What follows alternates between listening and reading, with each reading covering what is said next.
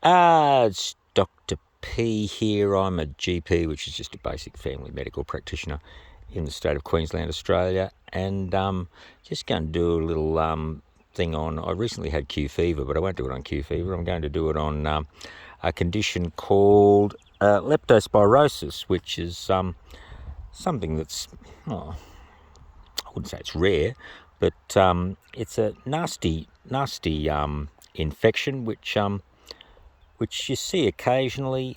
Leptospirosis is, I'll just flash around and show who I am. Who the dog is. Jetty. Jet. That's the dog. Leptospirosis is a infectious condition. I think it's caused by a spirochete, which is basically a little a strange little thing. They're not really a germ.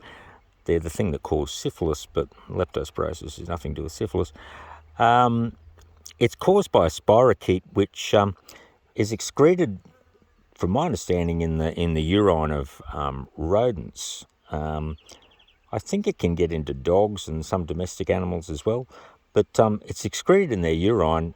Doesn't usually do humans any harm, but in wet conditions, and particularly, if you've had a flood or you've got you got a lot of wet soil and you're playing in that, and or possibly getting contaminated by that, you can pick up this condition called leptospirosis, which causes a bit of a mystery, what we call in medicine pyrexia of unknown origin, or PUO, but that basically just means you're hot and running fevers and nobody knows what it is, because people don't immediately think of leptospirosis.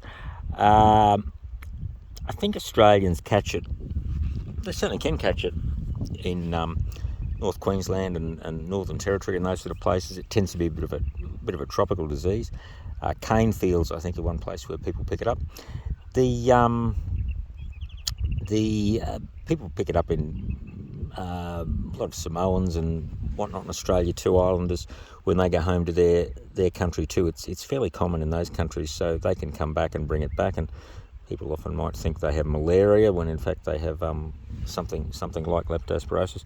It causes symptoms very similar to most of what these things cause, which is very similar to what influenza A and influenza B and COVID cause, because your body's trying to fight off some bug. Intense fevers, so you get very hot. Often when the body gets very hot, it's trying to burn off something it wants to get rid of. So you might be boiling hot but feel cold. Your teeth might be chattering. You might be pulling the blankets up over yourself, despite the fact that your temperature's through the roof. Then you might break out in a cold sweat, so you get this hot and cold sort of cycle.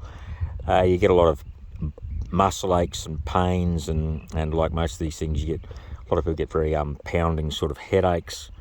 Go off their food, feel terrible, feel like they want to die. It's very unpleasant experience. As anyone who's ever had severe influenza or severe COVID or any of these, or malaria, or any of these sort of illnesses would understand. It's probably a difficult one to diagnose. It really, people are going to think this is influenza or COVID in Australia, so they're going to probably send people for respiratory viral screens and nasal swabs and whatnot.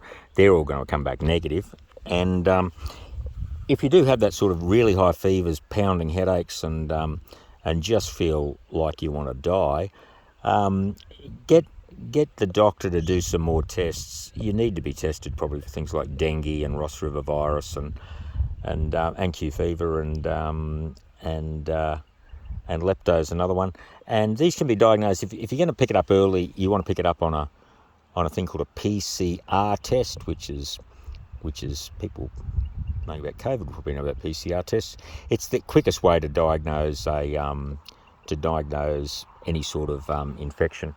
In the old days, everybody had to wait until the body started to develop antibodies, and then you could detect the antibodies in the blood, and then you say, aha, that's what you've got. But of course, the problem with that is, by the time you're developing antibodies, your body's already had to fight off the damn illness, and so you're sort of in the recovery phase by the time you get told what you've got. So PCR is probably the way to go.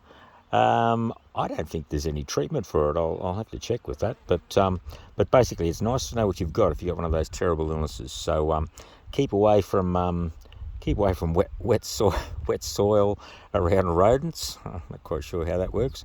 But and if you do develop one of these feverish illnesses, get to the doctor straight away and try and get this diagnosed as soon as possible. If you've got temperatures of 39 or 40, pounding headaches and whatnot, you need to be seen anyway. You could have meningitis or God knows what. So don't ignore those. Okay, thank you.